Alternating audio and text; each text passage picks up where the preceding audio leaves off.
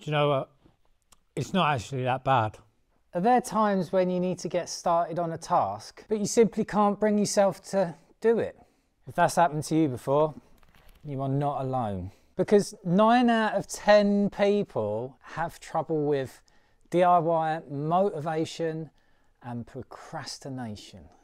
I love this so much. So in this video, I'm going to go through 7 lessons to help you beat it. I'm not just going to talk the talk, I'm going to walk the walk. All of this is going to be insulated by the end of this video. Lesson 1. Tidy up. Now don't worry if you struggle to tidy up, just like I do. The other 6 lessons will help you do that. Go. I've started with tidy up because it's good to get yourself in a good mental state no matter what else is going on around you in your world. If we exist in a chaotic physical environment, our brain often follows suit. It is a little bit of a slippery slope and one feeds into the other. Think back to when you was in a bad mood and you didn't do the washing up, your house ends up in a mess. Whereas on the flip side, once you've tidied everything up, you felt better in yourself. It's often so much easier to correct and improve upon your physical environment than it is to suddenly feel good. Lesson 2. Getting started is half the battle with these things, so this is what you have to do. Get your tools together. Hopefully you'll know where all your tools are because you just tidied up, and then set it all up in the area that you want to actually complete the task. Take a deep breath and remind yourself why you're doing the actual task in the first place.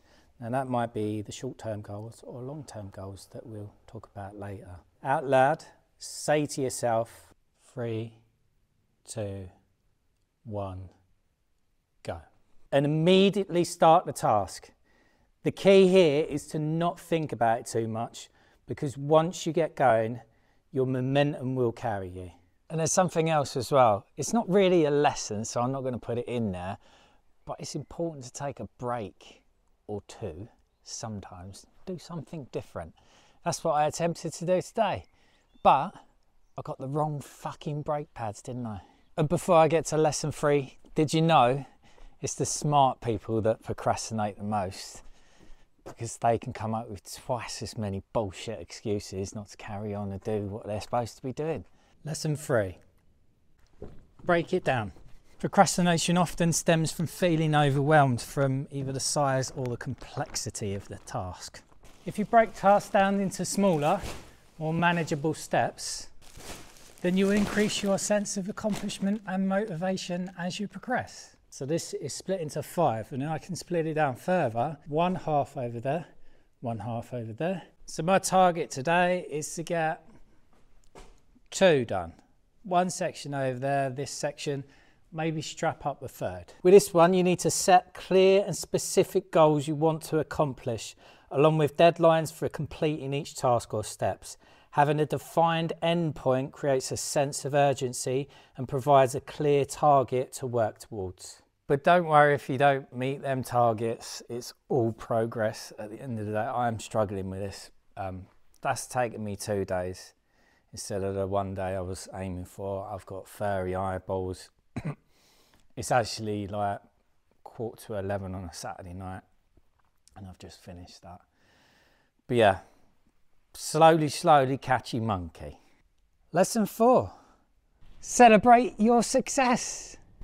Reward yourself for completing each task or for making progress towards your goals. Choose rewards that are meaningful to you. This could be anything from taking a break to enjoying your favourite snack. Rewards provide positive reinforcement and can help reinforce productive habits. Something else I do, I put the box out so I can see it all day, and then that helps me push towards my goals. Just a small goal, but it all helps. Lesson 5. Set up your environment. The most important factor to determining behaviour change is your environment. Set up your environment so the desired change becomes inevitable. In fact, it's forced by the environment itself. Let me give you an example. So Lou, she likes running, but she also sits in her office chair procrastinating shopping before she actually goes running. So I grab the keys, jump in the car, go for a little drive, drop her 5 miles away. She's got no choice but to run home then. And to force myself, I thought I'd set myself a bed up in the barn. So for 17 out of the last 18 days, I have slept in here every single night. It started off as really bloody cold, and that was soon fixed by long johns and stuff. This is what I wear in bed, basically. The quicker I got this insulated, the warmer it was going to be. The fact of the matter is, I'm too comfortable sleeping over there. It's not really an incentive to finish over here because it's perfectly comfortable over there. The trouble is, it has backfired a little bit. Do you know what? It's not actually that bad. You see, I really don't mind roughing it. I don't care. I've had the best night's sleep for like ages. But I've still kept it up, even though I haven't been doing this for 17 days. I've been doing other stuff as well, but I've slept in here every night. And then that way, when I wake up, at least I get to see it. It's in my face. That's what I need to do. So I've got 3 more nights, 3 more days, 2 more lessons to get this lot done. Do you know what? I think people like me, they get stuck overthinking because we've got the luxury of overthinking. You see, humans, we won't take action unless the pain of inaction is too great to handle. So if you think back to a few of my previous videos, it's do the insulation or fix my van because it's been ravaged by rodents. Do the insulation or fix my water sewage treatment plant because loads of shit is going everywhere. So hopefully lesson 5 will help you get creative in terms of a pain of inaction. I am knackered right now, but I need to do something, which leads me on to lesson 6. Do something, anything. Now, I've been busy today and it is 9 o'clock on a Sunday evening. So I need to move all this insulation from here into there, but then I realised that this is a nice platform to put insulation in, and then I can use my scaffold over there. So I said to myself, an hour. I'll do it for an hour. I'll get this ready. Action is not the result of motivation, but it's actually the cause of motivation. So that basically means motivation comes second. And in order to get motivated, you need to take action. What is the smallest, simplest action that you can take today that will help you move towards your goal? So tonight, that small action, an hour's worth of work, that's helped me towards my goal tomorrow. Now, I'd say after about 25 minutes, I was ready to stop, but I pushed through, and after about half an hour, I think that's when the motivation takes over because I've just done an hour and 20. And I could probably carry on, but I think I better stop here and save myself for tomorrow because I'm going to crack that out in 2 days, or try to at least. Lesson 7. Distraction. Scrap that. Positive distraction. You'll notice that I wear my headphones quite a lot, and the reason being is because engaging in larger tasks can lead to procrastination due to boredom, but pairing them with enjoyable audio content boosts motivation. This distraction prevents tasks from feeling uninteresting, while dual tasking makes them feel more manageable and creates a positive association. I listen to music to make tidying up more pleasurable. I also use it to give me a little bit more energy when I'm lagging. I listen to audiobooks and podcasts if I need to engage my brain because I'm getting particularly bored. With audio content, you can increase your dopamine release and it gives you an time perception, so you'll be able to do things for longer than you think you can. Overall, combining enjoyable audio content with tasks leverages natural tendencies, overcoming procrastination and enhancing productivity. And with all of that, have I finished? It's been 3 weeks since I started this. All of that is done. All of this one is done. And I am super looking forward to tidying up.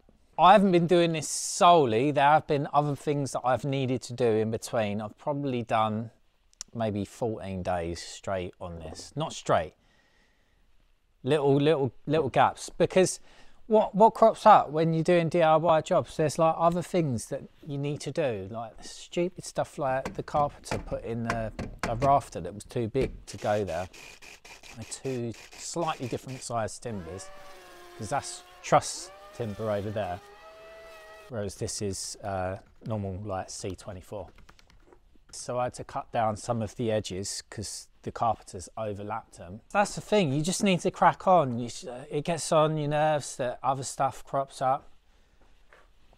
I've done all of that. I've got that left, and I. So I was working in here until 1 o'clock last night, and I was thinking, should I just pull in all night just to get it done? But I wasn't particularly in a great mood because that needs work over there. The carpenter that framed that up, that's shit basically. So I need to remedy it, because I just don't want to cover it up because it's not good enough. I could have done that today, I reckon. But I'm going out tomorrow with a YouTube crew, and I just didn't want to be knackered. I'm already knackered as it is. I looked in the mirror this morning and I was like, Jesus Christ. I've got big bags underneath my fucking eyes. I didn't want to be knackered tomorrow. I'm gonna have a nice day. Wouldn't be a DIY job unless you just didn't finish it, eh? I will finish it, just not by the end of this video, unfortunately, because this video is coming out tomorrow and I just haven't got time.